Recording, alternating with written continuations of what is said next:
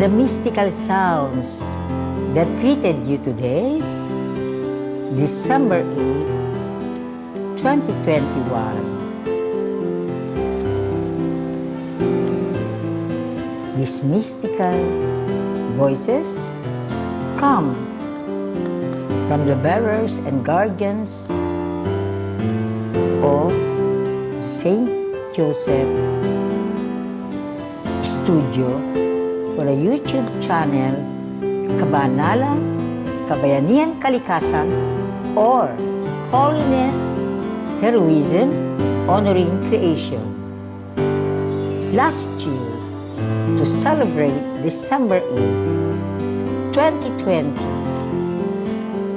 the YouTube channel entitled Kabanalan, Kabayanihan Kalikasan, or Holiness, Heroism, Honoring Creation was opened by Maria Helena Sanchez Madlangbayan of Ontario, Canada to celebrate the December 8, 2020 Feast of the Immaculate Conception.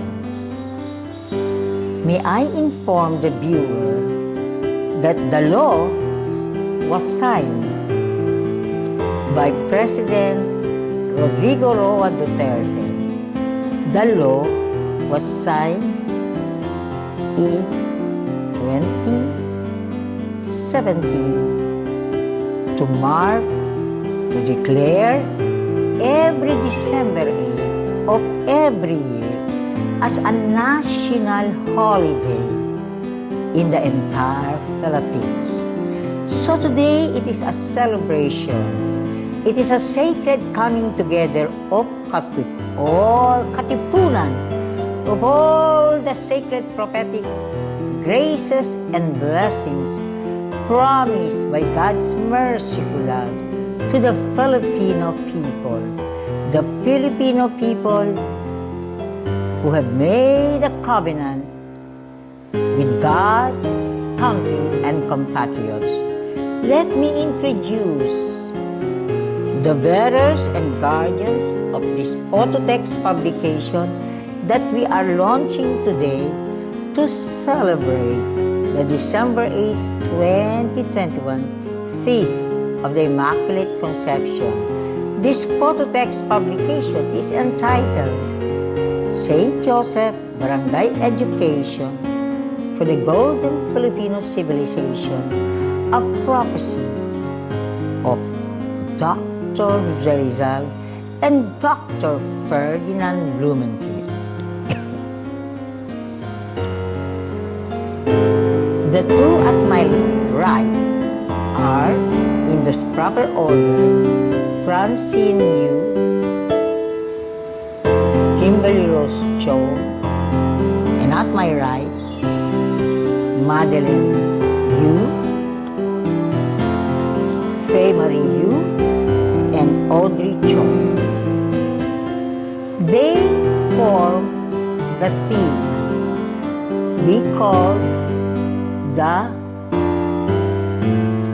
Mother of Mercy, Mother of Interfaith Graces, Millennium Team. Because,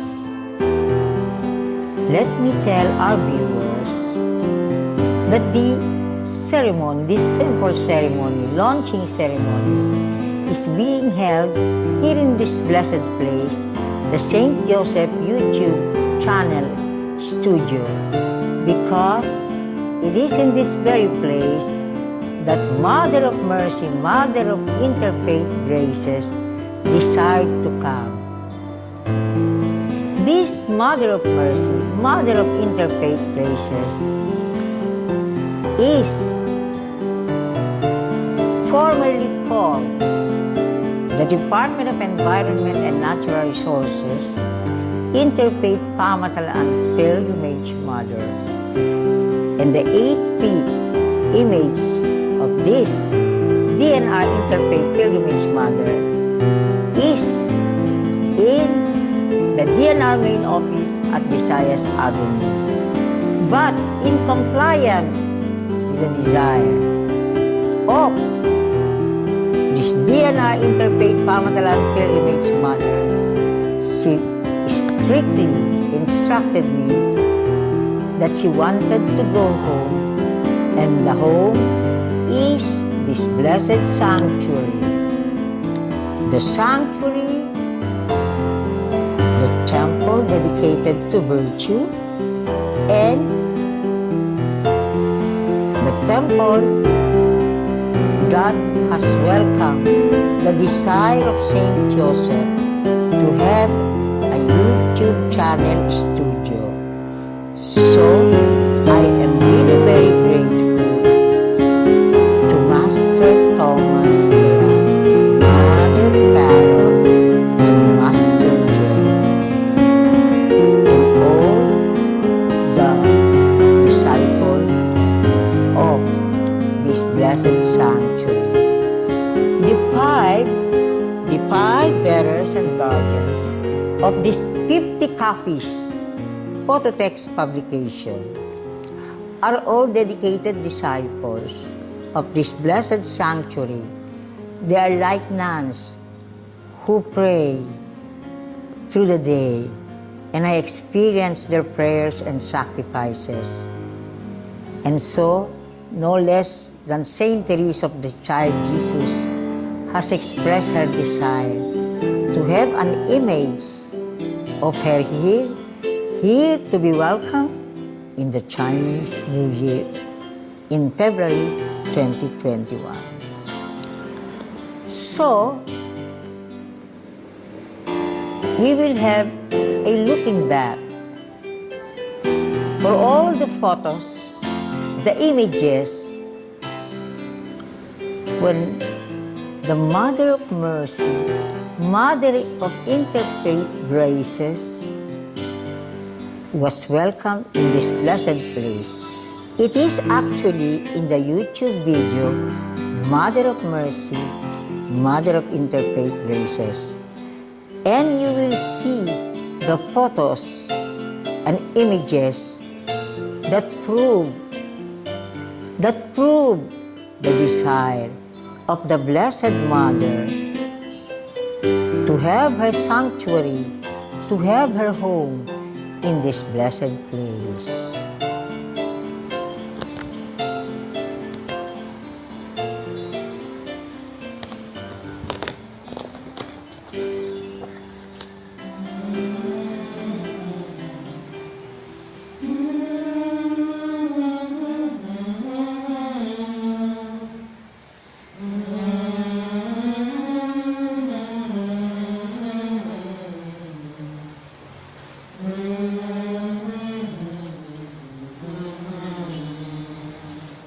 During the November 10, 2021 Holy Mass in our St. Joseph Shrine, 13 days before the November 23, 2021 Anniversary Foundation of St. Joseph Shrine in the Diocese of Cubao, St. Joseph instructed me to prepare and publish the St. Joseph Barangay Education for the Golden Filipino Civilization, to be offered during the November 23, 2021 at 6 p.m. Holy Mass, to be presided by His Eminence Cardinal Jose F. Advincula. This 2021 photo text publication will highlight the sacred prophetic foundations of the Rizal prophecy, the Fatima prophecy in the Philippines for the world. St. Joseph Barangay Education in the YouTube channel Kabanalan, Kabayanihan, Kalikasan, Holiness, Heroism, Honoring Creation. The UP Covenant Monument, blessed by the Malacanang Chaplain Father Ray Vigo, fulfills the Fatima prophecy in the Christmas Day 2000 Jubilee year, sacred prophetic soil from Fatima, Portugal, which Saint Teresa of the Child Jesus instructed Professor Consolacion R. Alaras to put in the San Juan Edgalin Marcos Ancestral Family Home and Garden in Malacanang Garden on February 14, 2005. When Sor Lucia of the Fatima apparition was fetched to heaven by God's merciful love, thus fulfilling the Philippines' prophetic destiny to take care of the world. Today, November 13, 2021, at the Gilmore, Quezon City Carmel of St. Therese of the Child Jesus, I thank St. Therese and Santa Teresa de Avila for all my pilgrimage steps in the Philippines and other nations of the world. Message from St. Joseph, November 17, 2021, to Professor Consolacion R. Alaras as she joined the online Divine Mercy Prayer Prelude to the 4th Day Novena Holy Mass for the November 23, 2021 Foundation Anniversary of St. Joseph's Shrine in the Roman Catholic Diocese of Cubao, Quezon City. The message is to put the photo of the 2021 presidential aspirant Ferdinand Marcos Jr. beside the sacred prophetic Rizal Salakot in Berlin, Germany Museum. The Rizal Salakot, or native headgear, I was allowed to hold with prayer for the Philippine President to realize the Golden Filipino civilization prophecy of Dr. Jose Rizal and Dr. Ferdinand Blumentritt, with emphasis on Ferdinand Marcos Jr. having the same name of Dr. Ferdinand Blumentritt. This message confirms the radiant signs experienced by our November 2 to 5, 2021 pilgrimage delegation to Cebu regarding the 2022 Ferdinand Marcos Jr. presidency, fulfilling your sacred prophetic presidency. November 19, 2021. Message from St. Joseph is promised to guide the preparation and completion of his full text publication entitled St. Joseph, Barangay Education for the Golden Filipino Civilization, Prophecy of Dr. Jose Rizal and Dr. Ferdinand Blumentritt will be fulfilled. Today, the manuscript will be submitted to the Central Books of Writing. Pages 9 to 25 are given with the corresponding titles. Living and Reliving, the 2013 Pilgrimage Covenant Marker of the Rizal Blumentritt Pamataan Academy. Secretary Roy A. Simatu of the Department of Environment and Natural Resources, realizing the YouTube channel Kabanalan Kabayanihan Kalikasan. Secretary Eduardo M. Anyo, consecrating every Philippine local government to sacred prophetic politics. The Duterte administration, realizing the University of the Philippines and Rizal Blumentritt Panampalaan Academy, UP Covenant Monument for the Golden Filipino Civilization.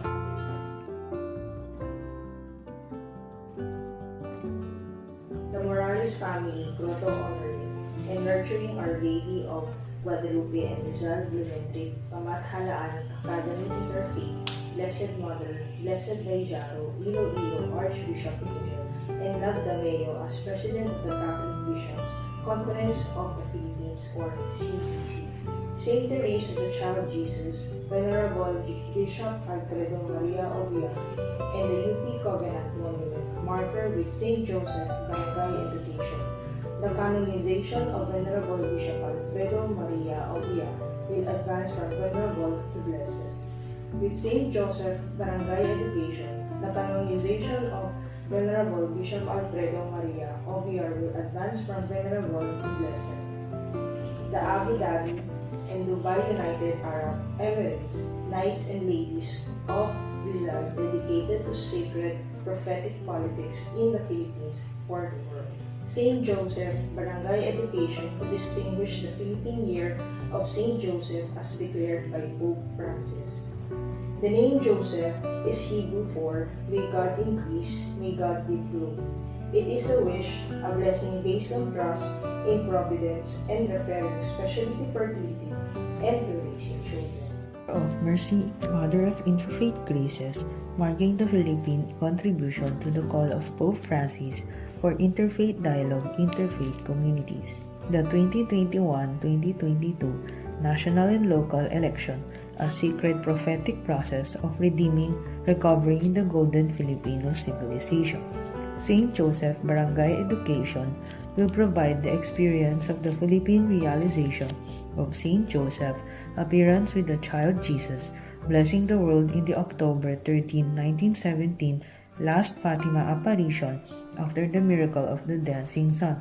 In her memoirs, Fatima in Lucia's own words, written years later, Senior Lucia described the remarkable sight that immediately followed the miracle of the sun. She describes seeing Saint Joseph with the child Jesus and Our Lady robed in white with the blue mantle beside the sun. Saint Joseph and the child Jesus appeared to bless the world, for they traced the sign of the cross with their hands. Saint Joseph Barangay Education to give birth to the new international order envisioned by Dr. Jose Rizal and Dr. Ferdinand Blumentritt.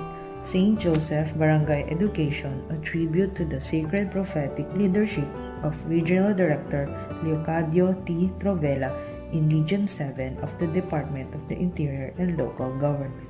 The Year of St. Joseph in St. Joseph Shrine Diocese of Cubao, Quezon City is a national global call for every citizen and leader to be another St. Joseph, another hero, Dr. Jose Rizal. St. Joseph Barangay Education to realize Dr. Jose Rizal covenant with God, country, and patriots in Ni Ultimo Adios or Pahimagas Andres Bonifacio translation as masterpieces for world literature. At the Sacred Prophetic UP Covenant Monument, Professor Consolacion R. Alaras proclaiming the small but radiant light of the Philippines' prophetic destiny to take care of the world. The Philippines is grateful to the Embassy of Czech Republic in the Philippines headed by Her Excellency Ambassador Jana Sediva for its continuing support to realize the impact of Rizal Blumentritt ideas on education, governance, development, and diplomacy. We reached the second part of our launching ceremony. You have heard the voices of the Mother of Grace, Mother of Mercy, Mother of Interfaith Graces, Millennium Creative Team, reading the 25 pages of the photo text publication entitled St. Joseph Barangay Education for the Golden Filipino Civilization, a prophecy of Dr. Jose Rizal and Dr. Ferdinand Blumentritt.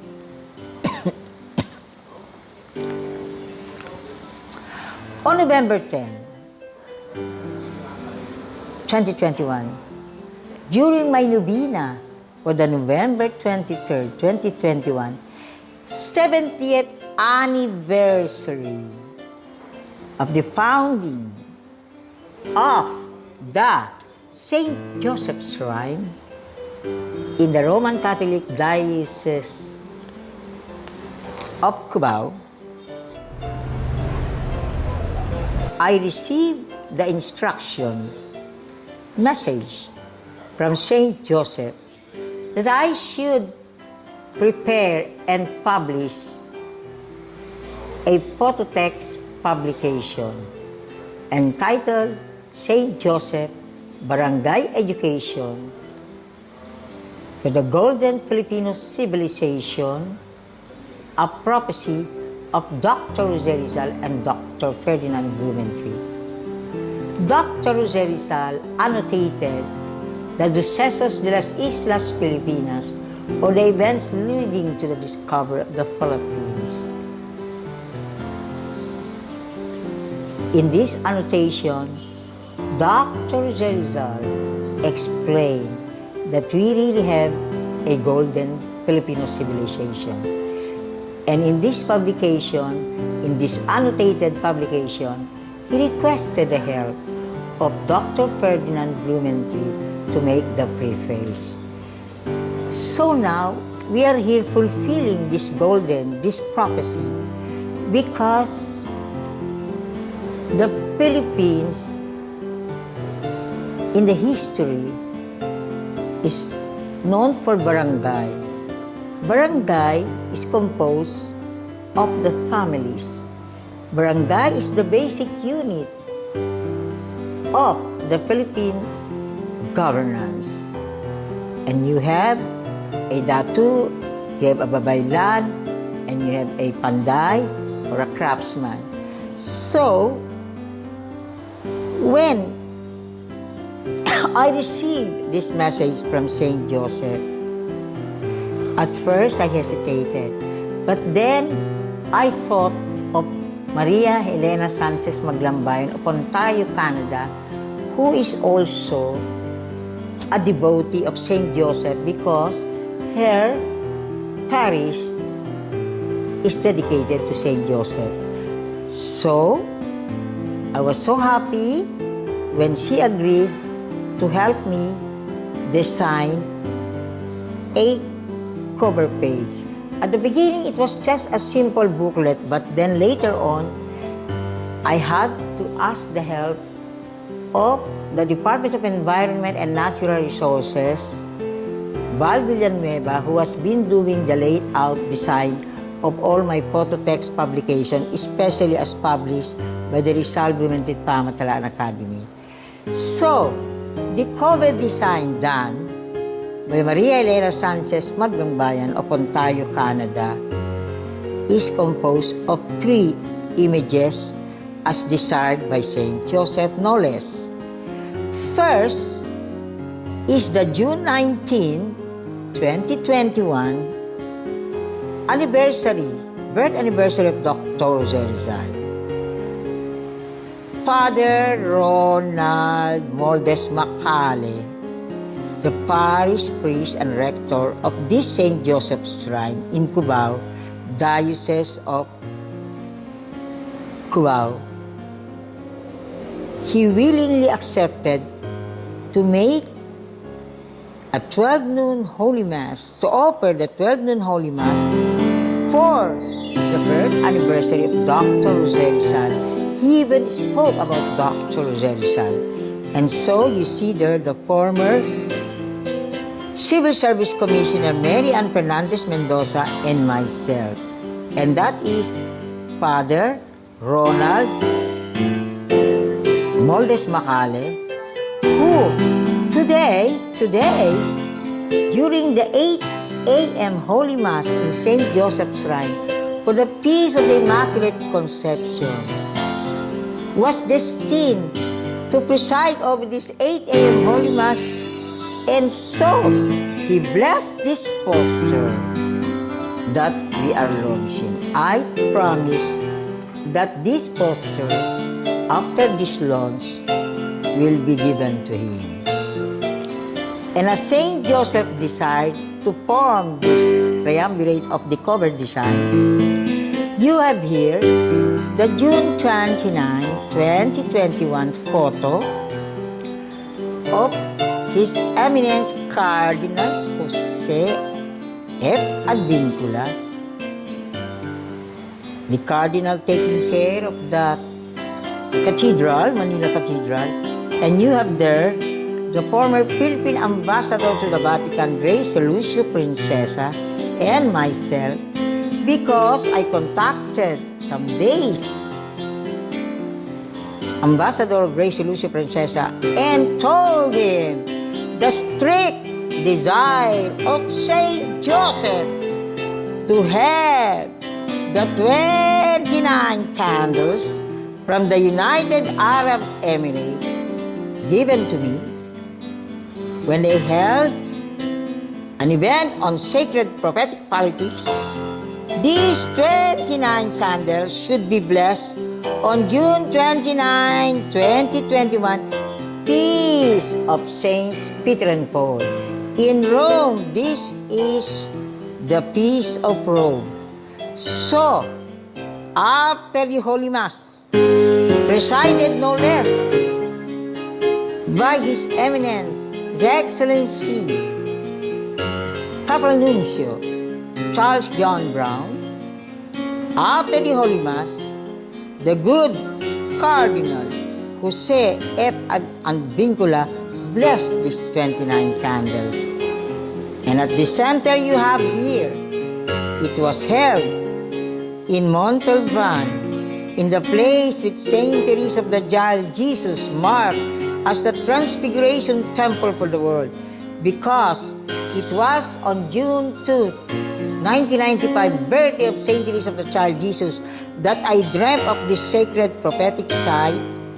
This sacred prophetic site of the April 1895 Holy Week Pilgrimage Covenant of Katipunan o the Philippine Revolutionary Movement, marked by the sacred coming together of both the sons and daughters for God, country, and compatriots.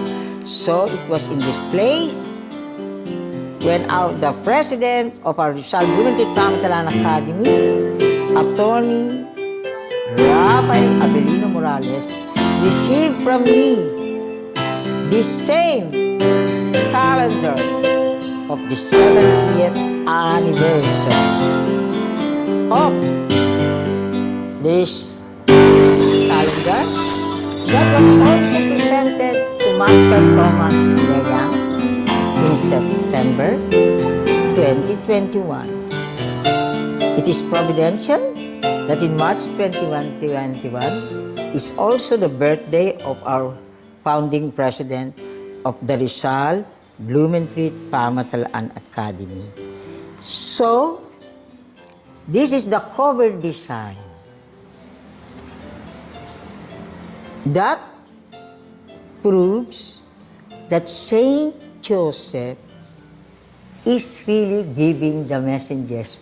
As a matter of fact, even this event in Montalban, Rodriguez, Rizal, this was also an event as instructed by Saint Joseph. So now,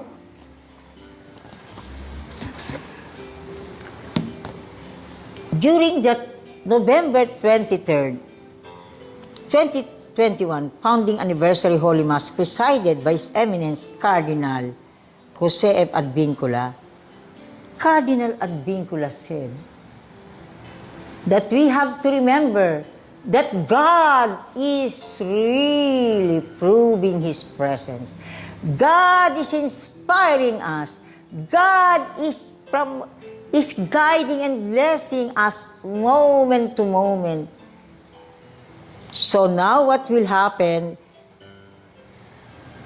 in this concluding ceremony as dictated to me by Saint Teresa of the Child Jesus. This is the October 1, 2021 gift of Saint Teresa of the Child Jesus that was blessed and arranged as instructed from moment to moment by Saint Teresa of the Child Jesus. And this one that I'm holding was held by Master Thomas Leyang, the leader of this blessed sanctuary.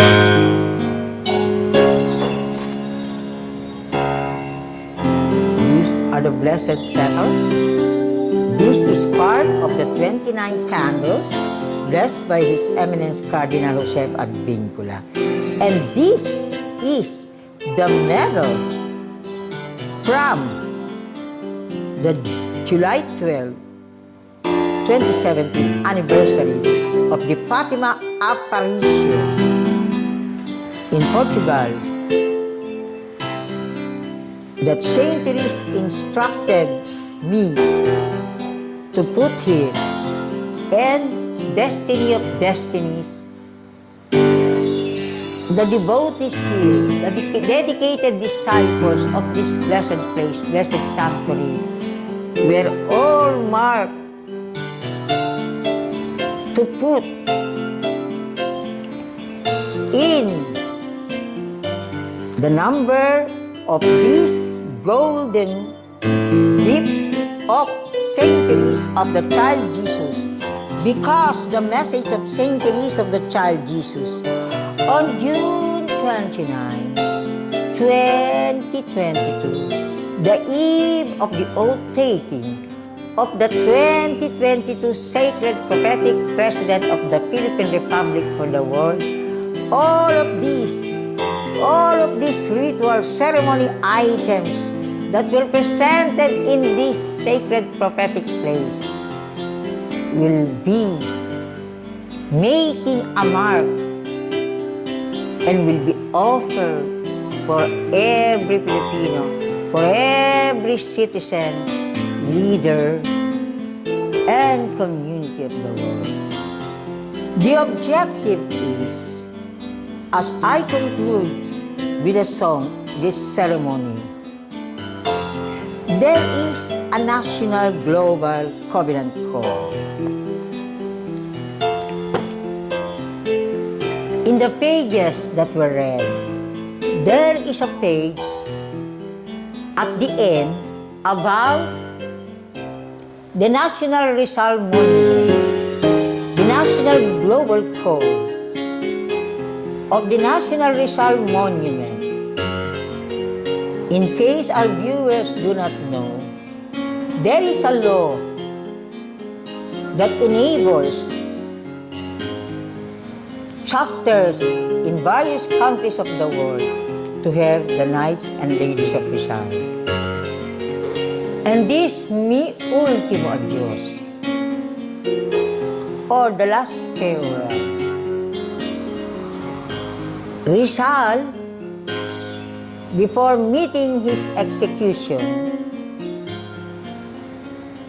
it is written, beside him in Fort Santiago is the book of the Imitation of Christ written by Thomas A. Kempis. So,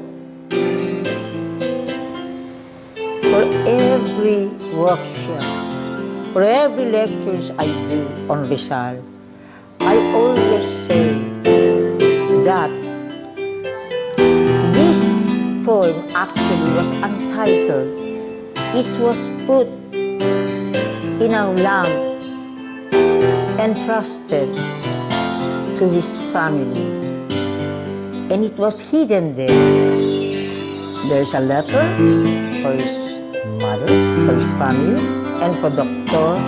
Ferdinand Blumentritt. So now, all over the world, this is the book that contains the various translations in the Philippine languages and every possible language of the world.